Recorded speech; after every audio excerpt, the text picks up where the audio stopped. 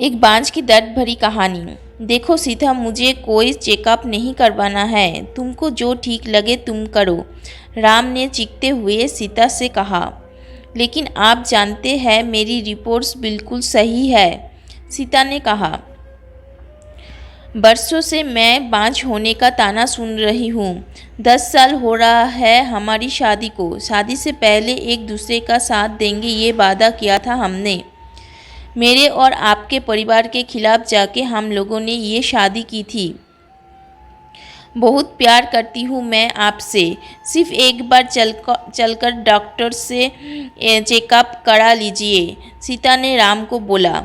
जो भी होगा सीता राम के साथ कभी नहीं छोड़ेगा।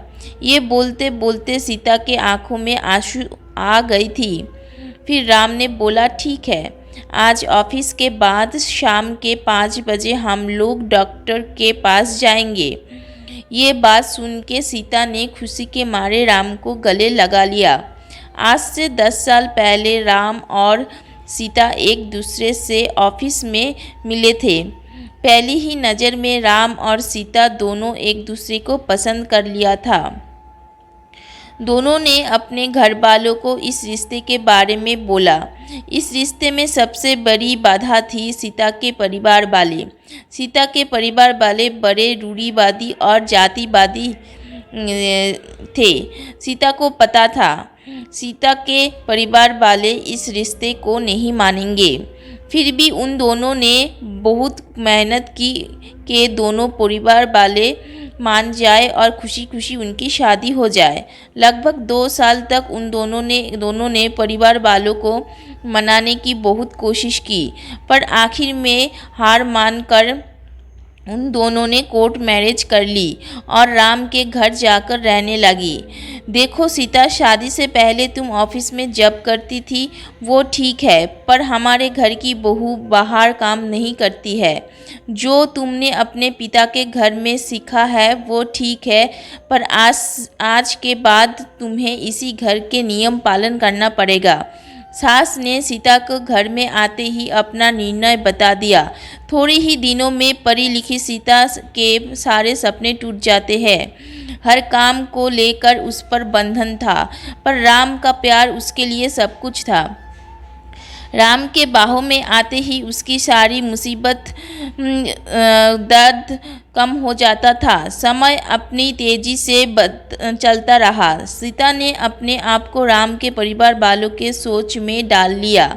धीरे धीरे शिकायत करना उसने छोड़ दिया। देखते ही देखते 5 साल गुजर गया। धीरे धीरे दोनों पर बच्चों के लिए दबाव आने लगा। धीरे धीरे सीता के ऊपर घरवाले और दबाव डालने लगा।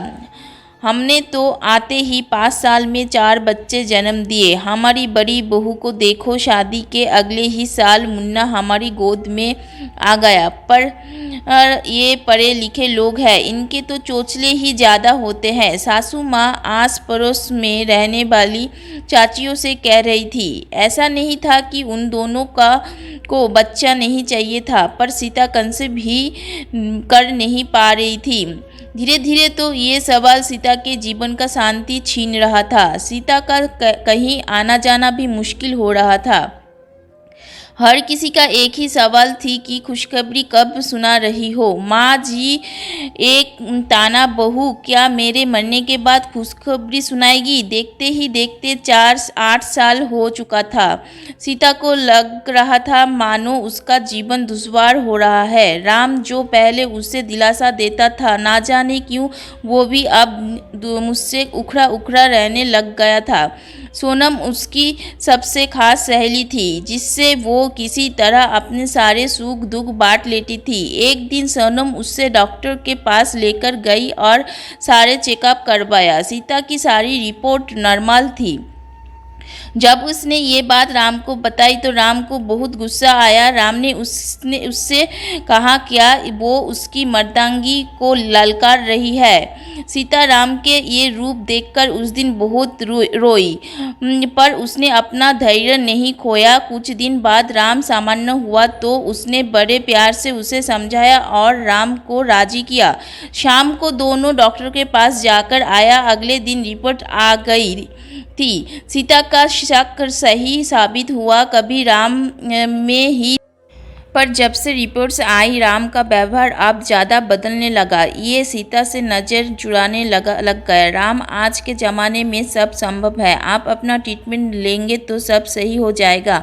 साइंस में बहुत तरक्की कर ली है। सीता ने राम को समझाने की बहुत कोशिश की। डॉक्टर ने सीता को राम के लिए दवा भी दी, पर राम अपनी मर्जी की करता दवाइयों को इधर उधर फेंक देता था। घर वालों का दबाव सीता पर और बढ़ने लगा। सीता जानती थी कि कमी उसमें नहीं, फिर भी वो राम से बहुत प्यार करती थी, इसलिए किसी को कुछ नहीं बोलती थी। राम के अलावा उसका कोई था भी नहीं।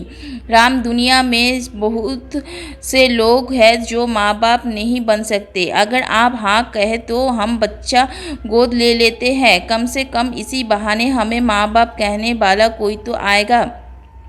सीता ने राम के कंधे पर हाथ रखकर कहा, तो क्या तू पूरी दुनिया को बताना चाहती है कि मैं तेरी पति इस लायक नहीं कि तुझे बच्चा दे सके? राम ने उसके हाथ को एक झटके में हटाया और आंखें दिखाते हुए उसे बोला, खबरदार, आज के बाद किसी डॉक्टर के पास गई तो मुझसे बुरा और कोई नहीं होगा। सीता की आंखें भर आई। उसने राम को ऐसा रूप आज से पहले कभी नहीं देखा। राम उससे और काटा हुआ रहने लगा। परिवार वाले भी उसके दूर थे। अब तो उसका हर दिन आंसुओं के साथ में गुजरता। देखो, राम की माँ लड़की बहुत खूबसूरत भी है और हमारे समाज की भी है। मैं तो कहता हूँ अपने राम की शादी इससे कर दो। कब तक इस बांझ को अपने गले बांध कर रखोगी? पड़ोसी वाले चाची ने राम की माँ को कहा। अगले दिन राम के माँ ने राम को लड़की की फोटो दिखाई। राम की चुप्पी उसकी रजामंदी देख रही थी।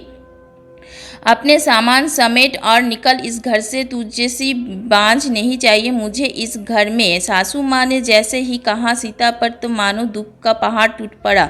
माँ की कमी मुझे में नहीं, आपके बेटे में है। आप चाहे रिपोर्ट्स भी देख सकते हैं। मैं बाज नहीं, आपका बेटा बच्चा पैदा नहीं कर सकता। सीता ने जैसा ही बोला, राम ने एक थप्पड़ उसके गाल पर दे दी। मुझ पर इल्ज़ाम लगाती है? ये तलाक की पेपर है, इसमें साइन कर दो। मेरी माँ सही कहती थी, ये मेरी गलती है कि तुझ जैसी लड़की से मैंने शादी की। निकलो मेरे घर से, राम ने कहा। ये सुनकर सीता पर मानो पहाड़ टूट पड़ा। उसे कुछ समझ नहीं आ रहा। जिस लड़के ने के लिए उसने परिवार छोड़ा, सब कुछ छोड़ा, आज वही उसकी ये दुर्गति बना रहा है, उसे छोड़ रहा है। सीता को कुछ समझ नहीं आ रहा था। उसने कागज पर साइन किया और उसने अपना सामान उठाया और चल दिया। ये इतनी रात को कौन आया दरवाजे पर? दस्तक सुनकर सुमोना चौंक गई। सीता को इस हालत में देखकर सुमोना चौंक गई। सीता फूट फूट कर रोने लगी। सुमोना ने सीता को संभाला, उसका ख्याल रखा। सुमोना ने सीता को अपनी कंपनी में जॉब लगा दिया। कुछ ही महीनों में सीता का तबादला दूसरे शहर में हो गई। उसका तलाक हो गया था। सीता पूरी तरह टूट गई थी। सीता ने फिर भी किसी तरह खुद को संभाला। अपनी मेहनत से अपने एक मुकाम बनाया, हार नहीं मानी। कुछ दिनों बाद रमेश से यहाँ उसकी मुलाकात हुई। समय के साथ दोनों एक दूसरे को पसंद करने लगी थी। दोनों ने शादी कर ली। आज रमेश के साथ उसकी शादी की पहली सालगिरह थी, साथ ही एक ऐसा खुशी भी जिसका वो इंतजार बरसों से कर रही थी। उधर राम की शादी उस लड़की से हो गई, लेकिन कुछ ही दिनों में वो राम को छोड़कर किसी और के साथ चली गई। राम की सच्चाई से अब सब लोग वाकिफ हो चुके थे। जितना बुरा उसने सीता के साथ किया वो कर्मों का फल है। आज वो भुगत रहा है। दरवाजे की घंटी बजा। राम के माँ ने दरवाजा खोला। सामने सीता खड़ी थी। यमाजी, याद है आपने कहा था कि आपके ने अपने जीते जी मुझे खुशखबरी सुना देना।